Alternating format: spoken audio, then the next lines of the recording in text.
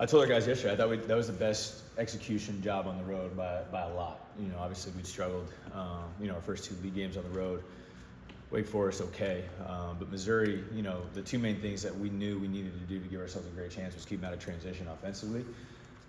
Really in the second half we did a great job with that. And then we knew we had to take care of the ball, and those things went together, and we only had 8 turnovers for the game. And so when you execute your 2 main goals like that, you give yourself a really good chance. And I thought we played really poised. They were guarding our ball screens pretty aggressively. We did a good job taking care of the ball and getting shots every time down.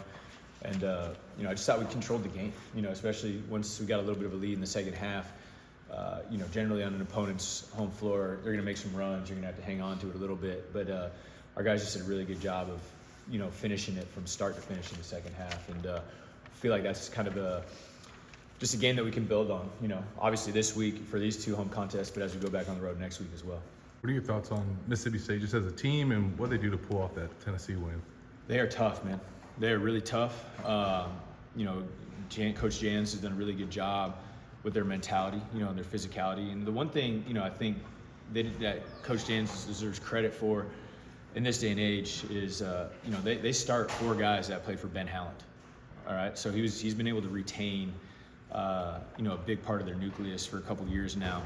And when you look at Tolu Smith, DJ Jeffries, Cam Matthews, Shaquille Moore, all those guys were part of the previous regime, but they wanted to play for Coach Jans, who's a good coach and he's tough, and they're kind of similar to how they were under Howland.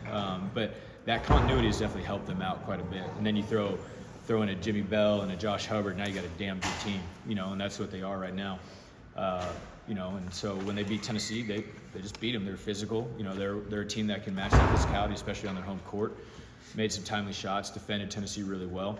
And, I think when you're one of the better teams in the league, you got to defend your home court, and they did a good job in that game doing that. Have you checked to see if Riley's dad has any eligibility?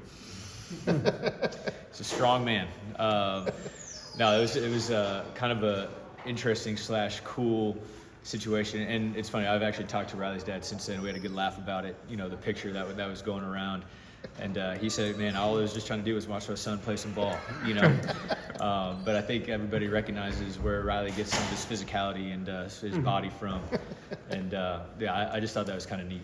Any eligibility though? I think he's done. He played football in Mizzou. I know. Yeah. So. I don't know if his physicality would help on the basketball court as much as on the football court or football field. I don't know if he's got the skill that Riley has, but now we know what Riley's capable to look like, body-wise as he continues to get older. Victor excited.